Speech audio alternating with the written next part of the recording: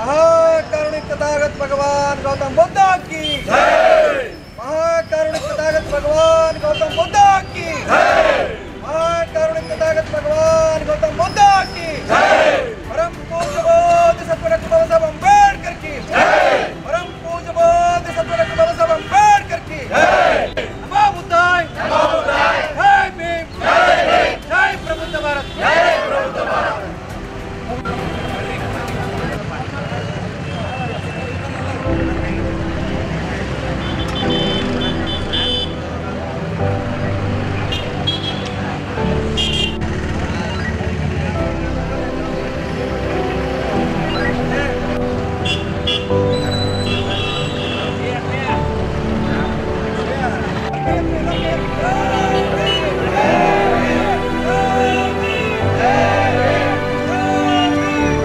ಈ ದೇಶದ ಸಂವಿಧಾನಕರ್ತ ಭಾರತ ರತ್ನ ವಿಶ್ವಜ್ಞಾನಿ ಡಾಕ್ಟರ್ ಬಾಬಾ ಸಾಹೇಬ್ ಅಂಬೇಡ್ಕರ್ ಅವರ 133ನೇ ಜನ್ಮದಿನೋತ್ಸವ.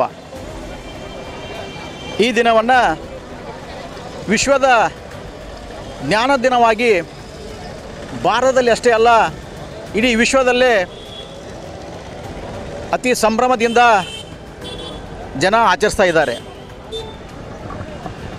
ಈ ವಿಜಯಪುರದಲ್ಲಿ ಕೂಡ ನಮ್ಮ ಬುದ್ಧ ವಿಹಾರ ನಿರ್ಮಾಣ ಸಮಿತಿ ಭಾರತೀಯ ಬೌದ್ಧ ಮಹಾಸಭಾ ವತಿಯಿಂದ ನಾವು ಅತಿ ವಿಜೃಂಭಣೆಯಿಂದ ಈ ಬಾಬಾ ಸಾಹೇಬರ 133ನೇ ಜನ್ಮದಿನೋತ್ಸವವನ್ನು ಸಂಭ್ರಮದಿಂದ ಆಚರಿಸ್ತಾ ಇದ್ದೇವೆ.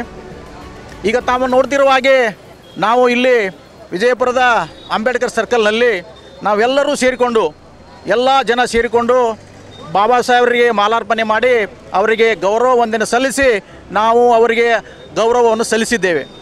ಇದರ ಜೊತೆಗೆ ಬಾಬಾ ಸಾಹೇಬ್ ಅಂಬೇಡ್ಕರ ಒಂದು ಸ್ಮರಣಾರ್ಥವಾಗಿ ನಾವು ಇವತ್ತು ಸಂಜೆ 6 ಗಂಟೆಗೆ ಬುದ್ಧ ವಿಹಾರದಲ್ಲಿ ಸಾರಿಪುತ್ರ ಬುದ್ಧ ವಿಹಾರ ವಿಜಯಪುರದಲ್ಲಿ ಒಂದು ಕಾರ್ಯಕ್ರಮವನ್ನು ಕೂಡ ಹಮ್ಮಿಕೊಂಡಿದ್ದೇವೆ.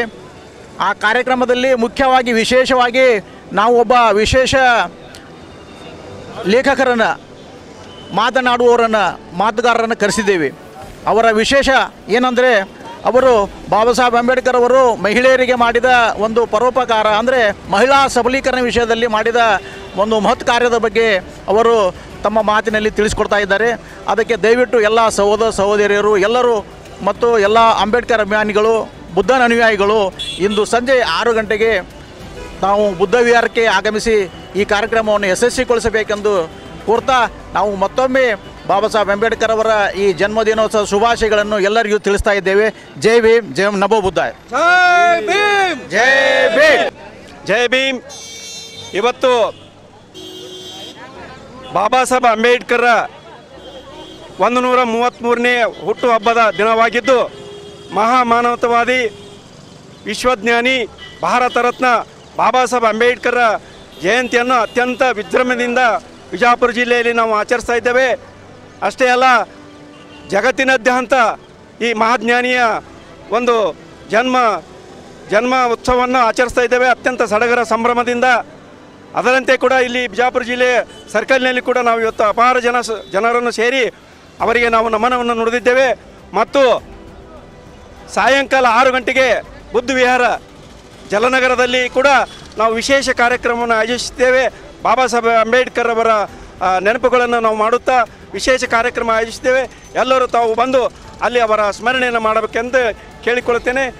ಮೊಟ್ಟ ಮೊದಲಿಗೆ 133ನೇ ಬಾಬಾ ಸಾಹೇಬ್ ಅಂಬೇಡ್ಕರ್ ಅವರ ಜನ್ಮದಿನೋತ್ಸವದ ಶುಭಾಶಯಗಳನ್ನು ಕೋರುತ್ತಾ, ಇವತ್ತು ವಿಜಯಪುರ ನಗರದಲ್ಲಿ ಅಷ್ಟೇ ಅಲ್ಲ, ಇಡೀ ಜಗತ್ತಿನಾದ್ಯಂತ ಎಲ್ಲ ರಾಷ್ಟ್ರದ ಪಾರ್ಲಿಮೆಂಟ್ಗಳಲ್ಲಿ ಬಾಬಾ ಸಾಹೇಬ್ ಅಂಬೇಡ್ಕರ್ ಅವರ ಜನ್ಮದಿನವನ್ನು ಸಿಂಬಲ್ ಆಫ್ ನಾಲೆಜ್ ಎಂಬ ಸಂಕೇತದೊಂದಿಗೆ ಇಡೀ ಜಗತ್ತು ಇವತ್ತು ಭೂಮಂಡಲನೇ ಬಾಬಾ ಸಾಹೇಬರ ಜನ್ಮದಿನೋತ್ಸವವನ್ನು ಸ್ಮರಣೆ ಮಾಡ್ತಾ ಇದೆ.